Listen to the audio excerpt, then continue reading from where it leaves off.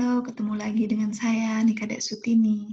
Kali ini saya akan membahas sedikit tentang bagaimana prinsip etika yang harus diketahui dan diperhatikan oleh petugas kesehatan, khususnya perawat, dalam memberikan asuhan keperawatan. Etika keperawatan hendaknya dijadikan sebagai landasan bagi perawat dalam memberikan pelayanan keperawatan kepada masyarakat, sehingga baik bagi pemberi maupun penerima pelayanan dilindungi dan dijauhkan dari hal yang tidak diinginkan. Sebelum kita lanjut berbicara tentang masalah etika, tentunya kita harus tahu terlebih dahulu mengenai etika itu sendiri. Spesifiknya nanti kita akan bahas tentang etika keperawatan. Etika secara etimologis berasal dari bahasa Yunani yaitu etikos, yang mana artinya adalah suatu perkara yang timbul dari suatu kebiasaan. Perkara tersebut mencakup analisis dan penerapan konsep diri pada beberapa penilaian.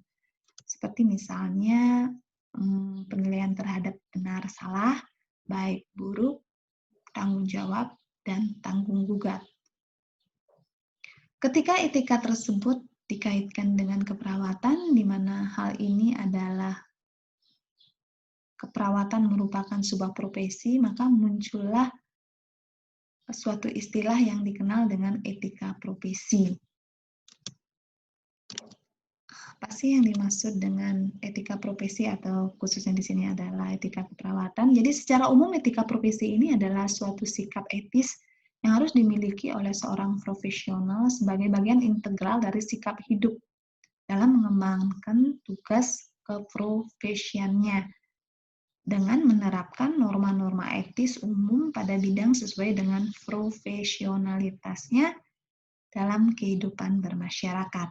Sehingga berdasarkan uraian tersebut, maka bisa disimpulkan etika keperawatan adalah suatu sikap etis yang harus dimiliki oleh seorang perawat sebagai bagian dari integral dari sikap hidup dalam mengembangkan tugasnya sebagai seorang perawat dengan menerapkan norma-norma etis keperawatan dalam kehidupan profesionalnya.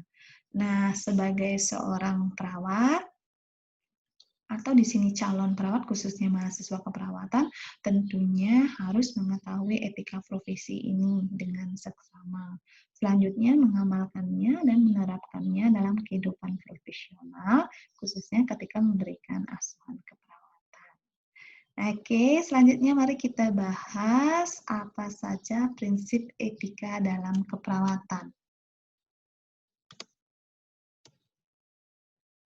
Ada 8 prinsip etika keperawatan yang harus diketahui oleh perawat dalam memberikan asuhan keperawatan kepada penerima layanan keperawatan, baik itu individu, kelompok, keluarga, maupun masyarakat. Nah, 8 prinsip yang dimaksud meliputi autonomi, beneficence, justice, non-malfeasance, veracity, fidelity, confidentiality, dan yang terakhir adalah accountability. Mari kita bahas satu persatu. Dari prinsip yang pertama adalah autonomi atau dengan istilah lain kemandirian. Prinsip otonomi ini didasarkan pada keyakinan bahwa individu mampu berpikir secara logis dan mampu membuat keputusannya secara sendiri.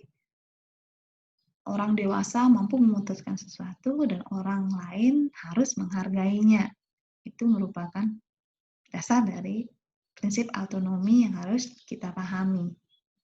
Otonomi merupakan hak kemandirian dan kebebasan individu yang menuntut pembedaan diri, dan perawat harus bisa menghormati dan menghargai kemandirian ini.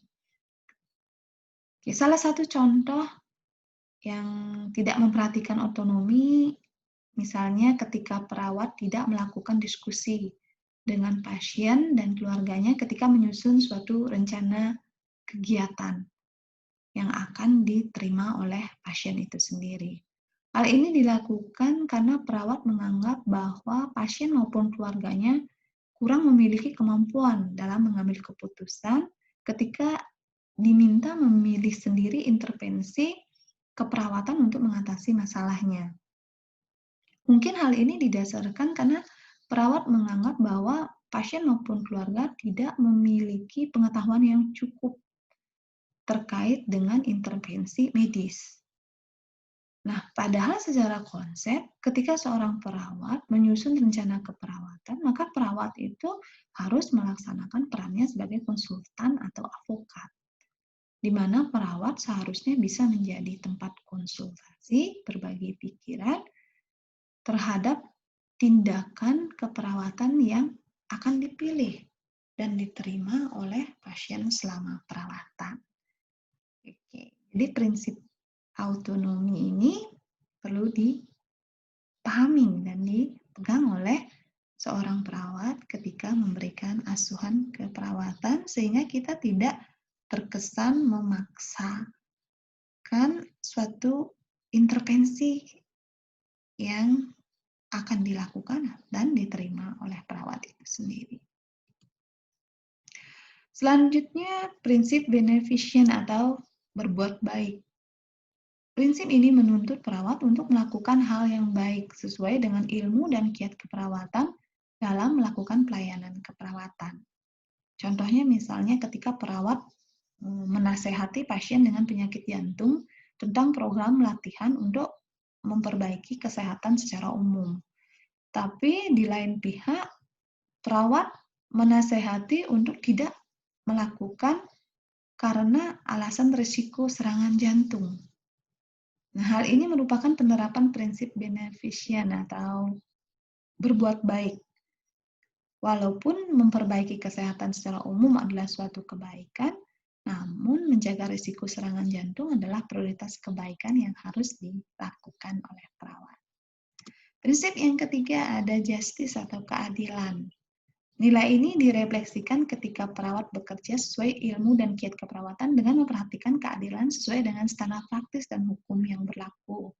Mungkin salah satu contoh yang bisa diambil di sini, misalnya ketika perawat dinas sendirian, dan ketika itu ada pasien baru masuk, serta ada juga pasien perawat yang memerlukan bantuan perawatan.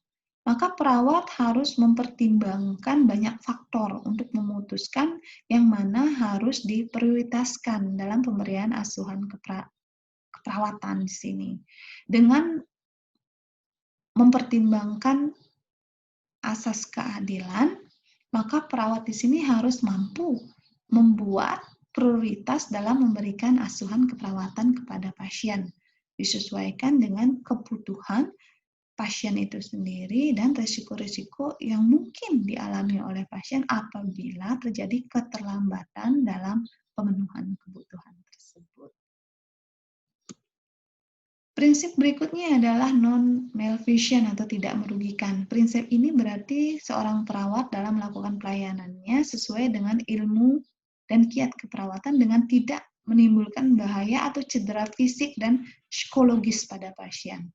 Mungkin contoh yang bisa diberikan di sini adalah ketika misalnya ada pasien yang menyatakan kepada dokter secara tulis untuk menolak dilakukan tindakan transfusi. Dan ketika itu penyakit pasien adalah penyakit melena atau mengalami perdarahan pada saluran pencernaan yang membuat keadaan pasien semakin memburuk dan dokter harus menginstruksikan pemberian transfusi darah. Nah, akhirnya dalam kondisi ini misalnya transfusi darah itu tidak diberikan karena prinsip beneficent ini.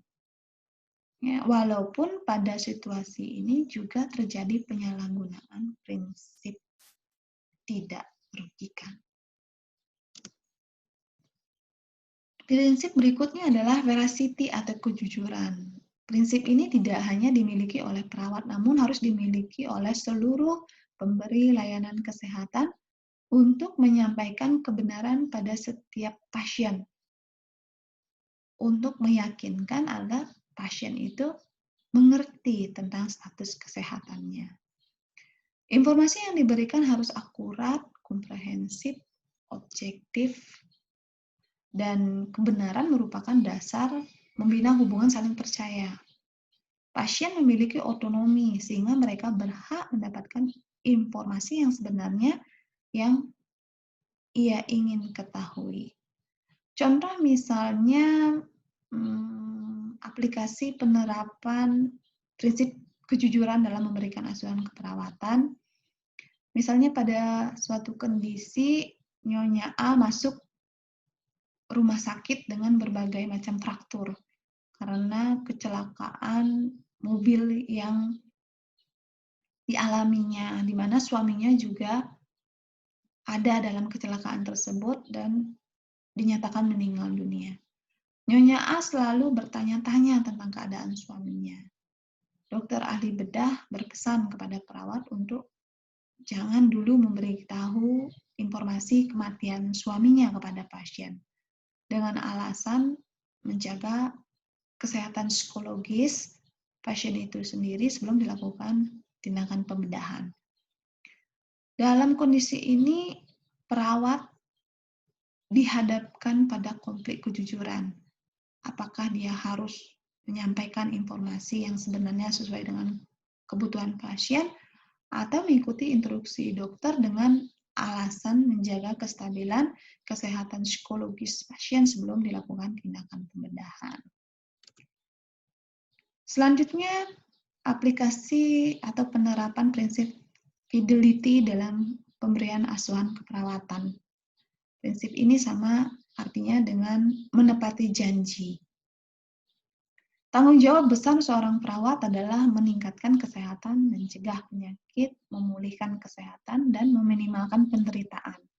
Untuk mencapai itu, perawat harus memiliki komitmen, menepati janji, dan menghargai komitmennya kepada pasien. Prinsip confidentiality atau kerahasiaan. Kerahasiaan adalah informasi tentang pasien harus dijaga privasinya.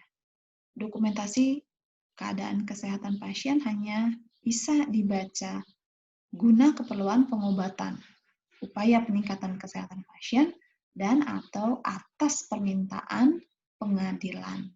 Diskusi tentang pasien di luar area pelayanan harus dihindari. Prinsip yang terakhir adalah accountability atau akuntabilitas.